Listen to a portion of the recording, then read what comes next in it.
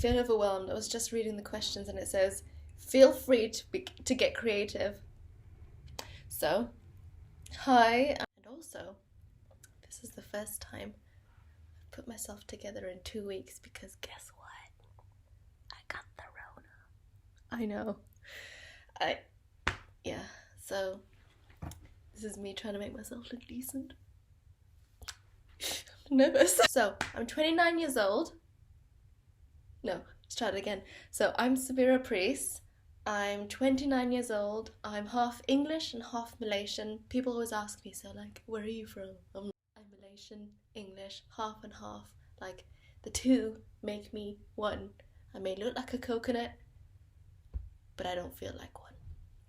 Maybe I do actually. Anyways, what else? Oh, I'm an interior designer. I'm very interested in sheds. I love sheds and studio cabin designs. Love nature. You'll often find me wandering in. At the moment I'm moving into like the Richmond area, and you'll often find me just like stroking leaves and holding bark. I love nature very, very much. And that's, I think, why I'm here, because I want to have the capacity, although I think I do a good job, you know, on this iPhone of capturing things. I think it would be good to have the tools to get everyone involved in that. I just think that, I don't know what it is, but it's not a huge thing for everyone to be really immersed in nature and to see the details in it. I think it's such an empowering and beautiful thing. Okay, so number 29. Do you consider yourself to be a part of any community? If so, what do you appreciate? What do you appreciate about it? What challenges have you faced? If not, what is your relationship to the idea of community? Ever since school, I've always kind of been the floater. I've really never been a part of anything. I've wanted to belong in certain area, like I wanted to belong, you know, with my friends who are super, like a group of women who are super intelligent. They're all really clever, like they're like doctors, like nuclear scientists and nanobiologists, etc. And they're really intelligent. And I've kind of grown up with them, and I wanted to be part of them, but I was never really one to study so hard. You know, I wanted to be part of the girls who could play basketball really well, but I can't. I mean, I was in the basketball team, I was in the netball team, and I don't know why, but I was there. I was even in art class. You know, I wasn't really part of the kids who weren't really involved in religion or very spiritual, from a spiritual background. Oh, I went to an international Islamic school. And growing up, you know, I've kind of gone on my own religious or spiritual trajectory. So although I love going to beautiful mosques and going to like Rumi's cave, which is like a place of what's it called? A Sufi. It's a Sufi space. I love going there. But I feel like and when I go to yoga classes, I love yoga classes, and they're very spiritual people, but I feel like there's a cultural background, or maybe even a religious spiritual background they're very energetically spiritual, which I feel like I resonate with in terms of like a Sufi background when you go to a yoga class, and which I love. But I feel like what the community I would love in my mind to create is, there we go, we hear the planes, is a space of spirituality, of adventure, of sports, of discovery, curiosity, contemplation, and just expansiveness. And no one's there to judge you. This is my experience of why I feel like I get along well with Germans. In my experience, Germans are always like, do your thing. No one cares what you're doing. Just get on with it. And I'd like to take that kind of attitude and bring people who are really into spirituality, bring people who are into nature, and just let us explore and go for walks and swim in the rivers and just be like, you know, did that answer? Oh, that didn't answer the question. Do you consider... So the answer is, I don't really consider myself a part of a community, although I really would, and I sometimes resonate with certain aspects of it, but not as a whole. I'm not fully immersed in it. Maybe that could be from a fear of commitment and a fear of judgment. I don't want to immerse myself because then I don't want to get lost in it, and I want to maintain my core, but at the same time I want to belong. I guess that's the challenges, isn't it? And challenges, yeah. 30. How does it show up in your life? So how does community show up in my life? I feel like the closest thing I've ever had to a really beautiful sense of community that I felt at peace and just really enjoyed was actually during the first lockdown in the UK, and it was during Ramadan. And I've kind of gone on my own way and felt very detached from the Islamic community, and so this was just something in my heart, like I had a desire for it. And so for this Ramadan, that's one of the things, I fast every Ramadan because I just think it's really good for me physically and mentally and emotionally, and so I've always just carried that out in my life. And whether or not I feel a religious significance to it, it's something that I've continued to do. And so for this Ramadan, I just felt like I wanted to connect, even for a moment, or just not pretend, but just let myself be, whatever, and see whatever comes out. And it was the first Ramadan, so in Chelsea, my brother had a little apartment he shared with one of his friends, and who's Qasim, who's Sudanese Malay. And he's a childhood friend from school, and so my brother invited me and my sister Iman to come stay with him for this whole period of the lockdown. And it was just the most beautiful thing, where we would go cycling together in the day as we were fasting. So when you're cycling, you don't feel like you're focusing on it. And then in the evenings, we would all have our particular days of when we would cook, and then we would sit down and have a halakha session.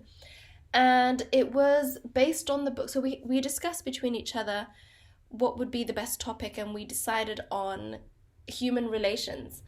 And it's more so how to act, how to be, and what your responsibilities are, even when it comes to meeting an acquaintance, to how the process goes to them becoming your friends, and then so on and so forth. And it was so beautiful. Like every day I felt like I learnt something, and it was so beautiful to know that I wasn't crazy, and that these things had a foundational reason as to why they are the way they are, the way that we conduct ourselves in a friendship and in acquaintance, and the responsibilities you have vice versa. And so that felt like a sense of community to me, just a place where you can express yourself, where you can learn. There's no judgment. Everyone is who they want to be, and my brother is very good like that. He's very connected to Islam in a way that never imposes on me and just lets me be the way I want to be. So that was my experience with community.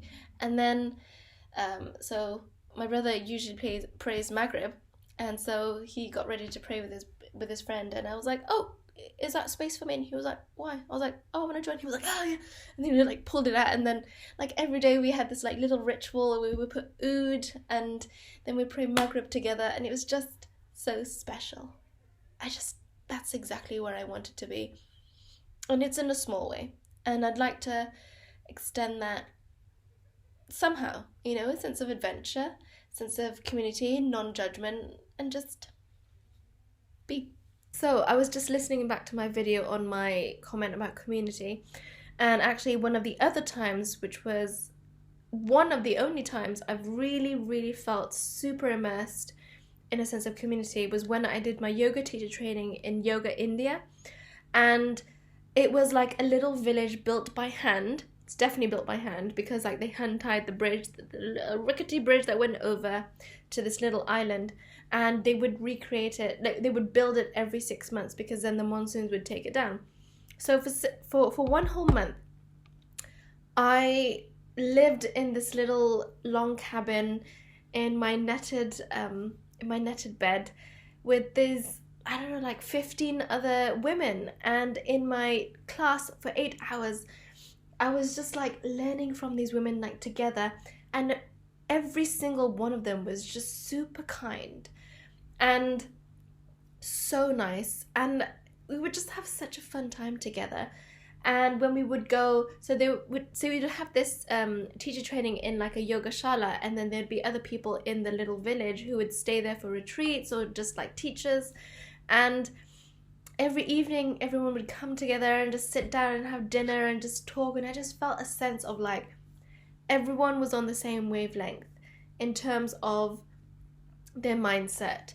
And, you know, whether or not they were like different in like where their backgrounds, where they were going, but like at that moment in time, it just felt like we were all in there together, and like everyone was just so nice and kind and wonderful and so open.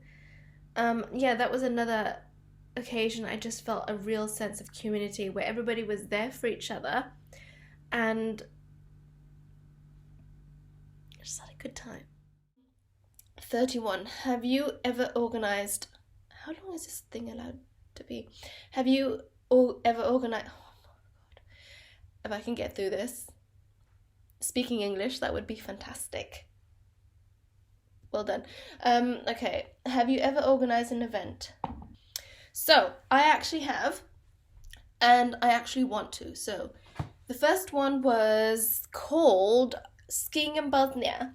And so I've got a certification of teaching yoga, and my family and I, we have a love for Bosnia. So I'd never been to Bosnia, but we decided as a family, let's go visit.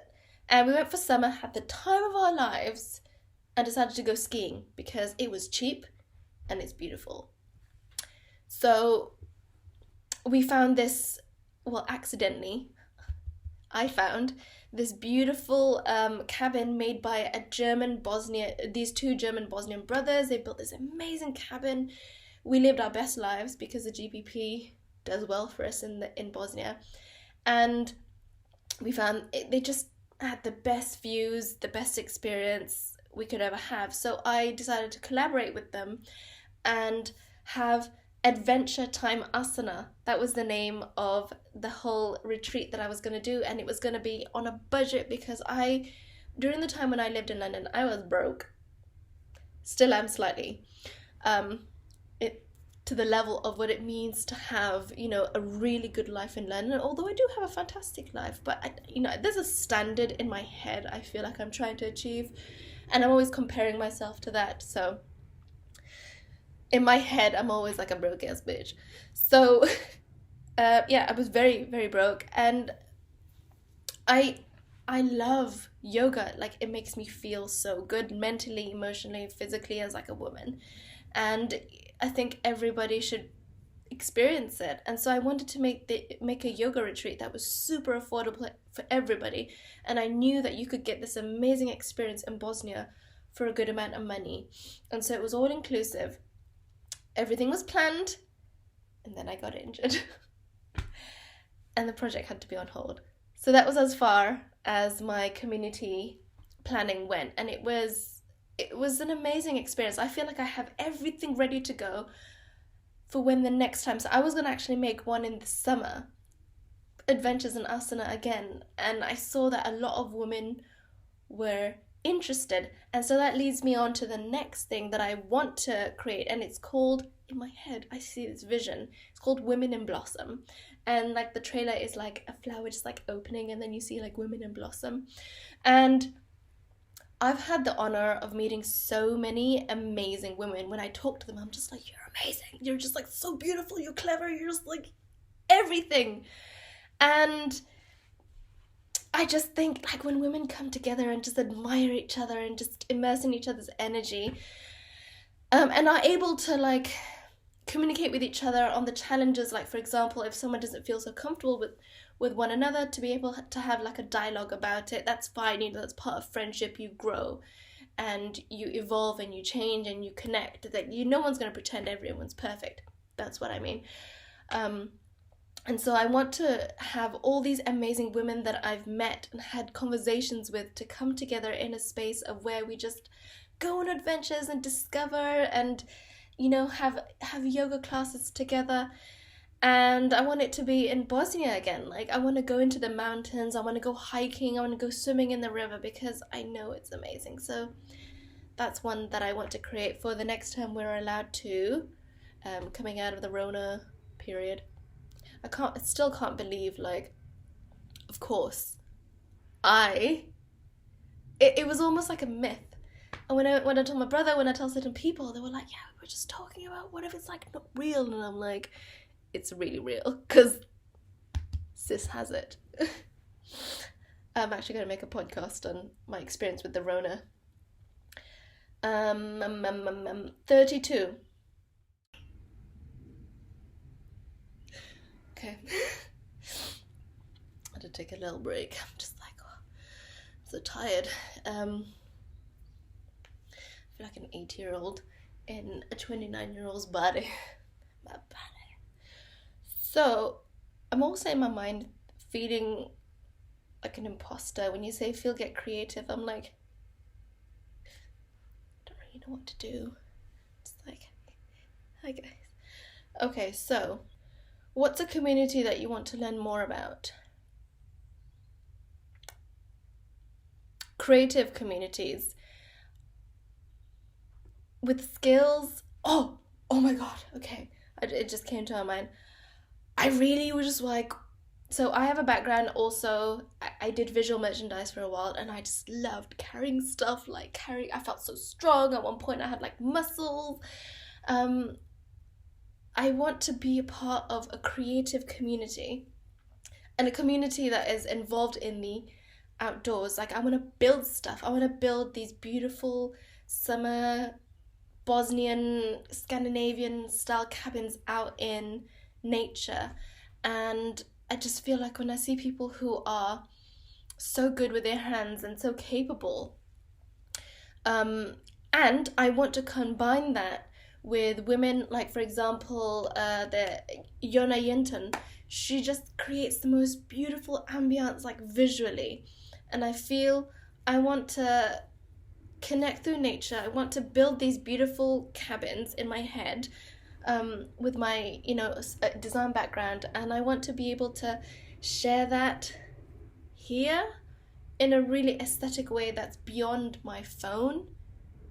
If it's not beyond my phone and this is my tool, then I'd love to know the best way that I can do it. And I probably will do it with my phone if I don't know any other way to do it. Yeah, so that's a community I want to be a part of. What else? I feel like I want to be a part of the Sufi community, but I also feel I can be my own Sufi, you know? I don't know if I need to be a part of that to be spiritual. I also really want to learn about Mongolia. I love the visuals of it and the feeling it creates in me. The culture, staying in a year, it's a hard life, a hard, beautiful, simple, articulated life that I feel is so rich and so deep in the simplest of ways. I'd love to learn more about that as well. Someone did say to me that the bubonic plague did make a debut in Mongolia, and that made me a little concerned. I hope it's okay. I find it hard to breathe. I think that's part of like the symptoms. Like, there was one time I was just like walking from here to there, and I was like, this is before I knew I had it. I was like, sis, why are you breathing so heavy? Jesus, you need to get exercising. Like, I was literally like, it was really weird. And then I learned I had it. So that makes it a little bit better, right? because otherwise I'd be unfit without any reason. Number 33, have you ever felt like the odd one out in a community? How do you cope with that? As I think I said in the first question, I always feel like the odd one out. I'm always in like a limbo, even with my own family. Because, for example, I think I feel a strong sense of I really have to feel the discomfort of just being true to myself. And if it feels uncomfortable, that's okay. Then I'll just deal with it and be the weird one. But as long as I feel like I'm doing the right thing. So, for example, with my family, I was like vegan, vegetarian, now I'm pescatarian. It's a process, I do think. And it's like I make a big deal of it. I'm just like I don't want to eat it, for various reasons, for ethical, environmental, emotional, physical reasons. Or for example, the Muslim community, I feel a sense of a connection to Islam, but at the same time, I may not look like a Muslim.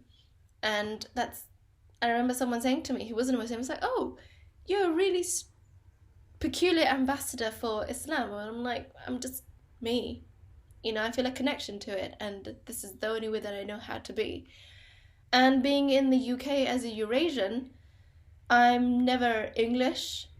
And in Malaysia, funny enough, they think I'm white. And I'm like, I am not. Thanks, though. Thanks either way. So it's like no matter where I go, I never really belong. And that's okay with me. I'm like, well, it's great. Or I just have such a connection to nature, and sometimes you'll find people to come along with you on the journey and do that. Most of the time you just have to do it by yourself. So the way I've coped with it is I've become very, very, very self-reliant and very independent. An extroverted introvert is what I would say. I've become that. I feel very... Or a pair horse. I'm like a pair horse. I like one-on-one interactions. With huge communities, I can communicate. I probably can. And will. I do very well. I'm a very, people person. But, I think I mask the discomfort, which I guess is the point. That's how I cope with it. I just mask it. I just put on a face. Sweat inside. Number 34, what's something you're passionate about? Be real. This doesn't have to be super deep or profound. That you could give a presentation about right now. I am super passionate. Oh, I'm so excited. I'm just super passionate about Scandinavian summer cabins. As an interior designer, I have a love for spaces. I'm just very good at it. And I feel it. It's like I feel my way around a space. I just have an instinct. And I've felt drawn towards the direction of interior architecture in the form of cabins, because my first experience, for example, I had many experiences, and they were all kind of like planting seeds in my head.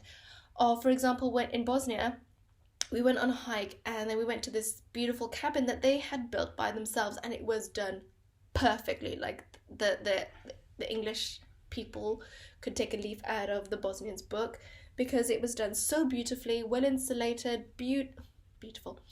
And I just have a desire to be out in nature and to live a really simple life. But when I say simple, for me, I have a great affiliation with beauty. So everything has, I would say I'm a minimalist. So it's a very minimalist structure, very beautiful textures, very natural, sustainable.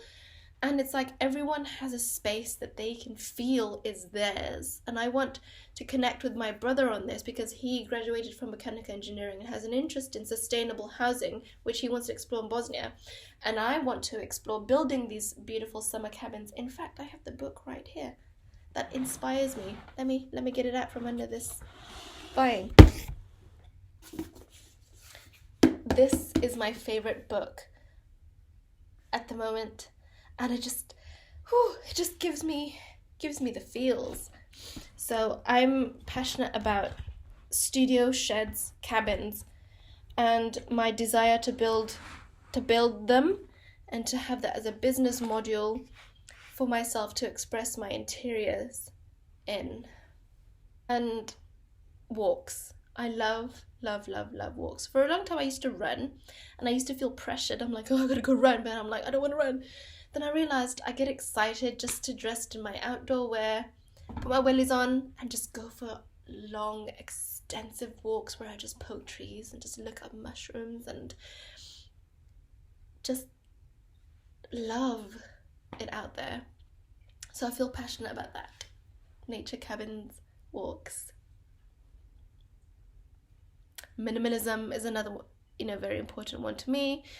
The environment, veganism. Although I'm not a vegan, I do think they have a really powerful message and something we can really take on board, and a fantastic philosophy. They are like the ultimate, and I'm kind of working towards that way, but without feeling like I'm pressuring my life. So maybe more of a plant-based lifestyle that's sustainable is what I'm going for. 35, tell us the story of a time you overcame an obstacle. Ooh, I've had many obstacles in my life.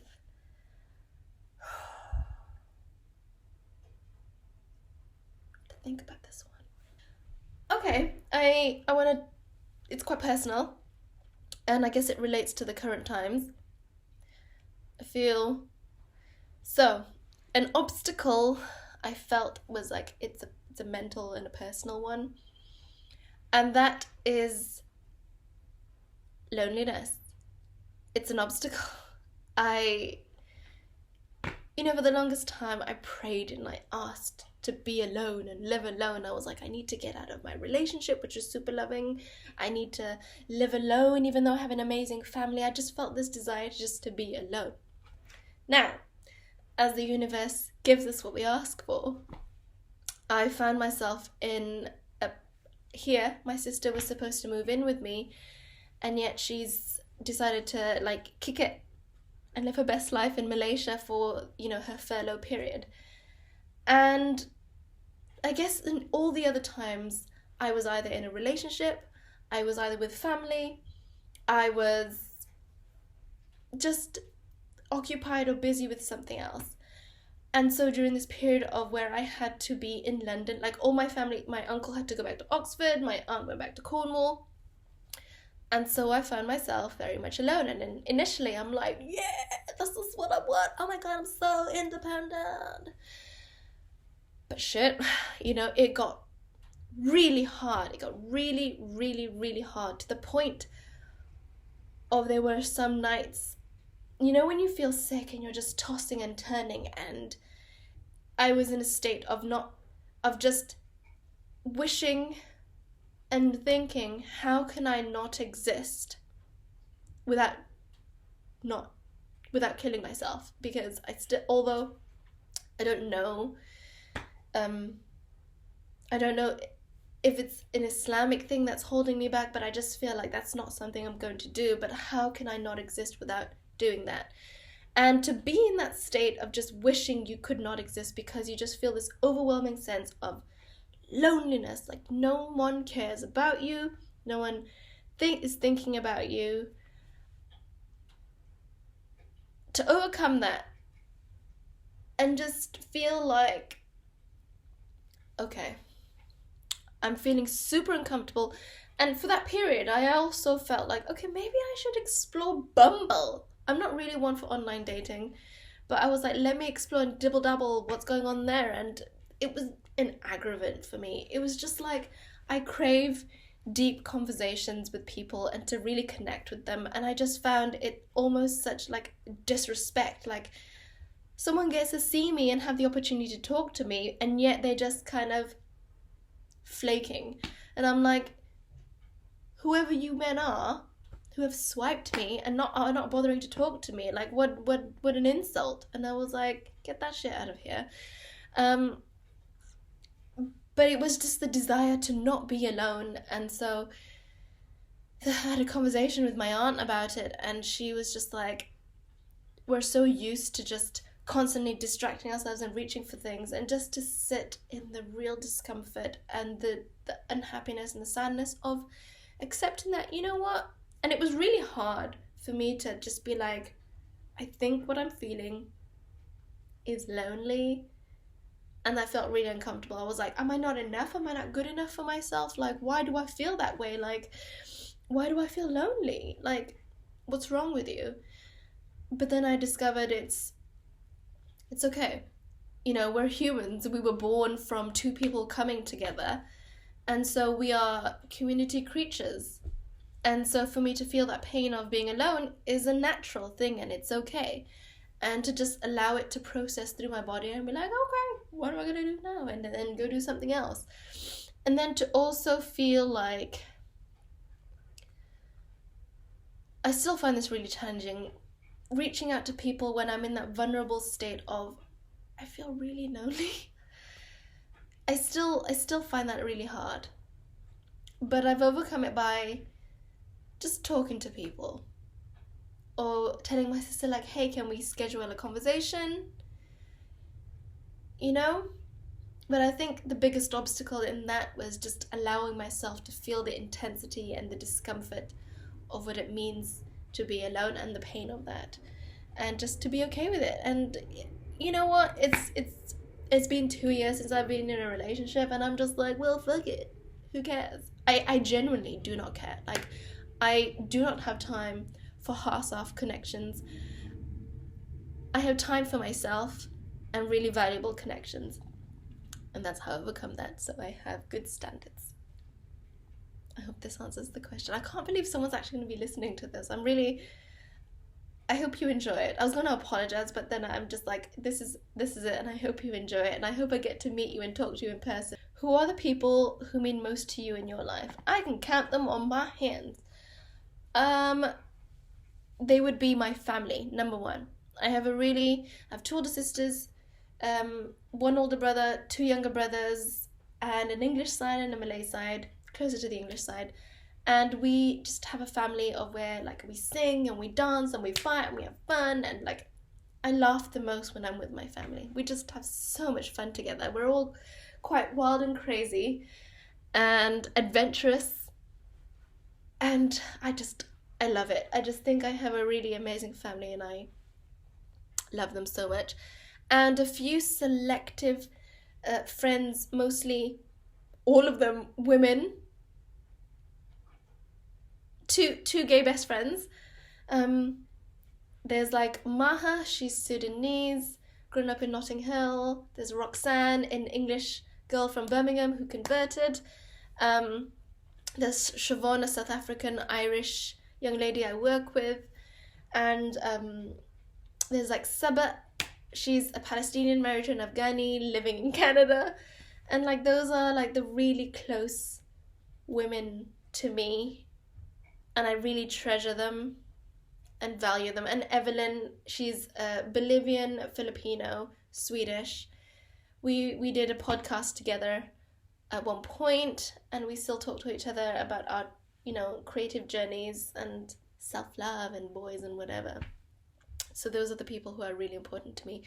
And I have a deep, deep love.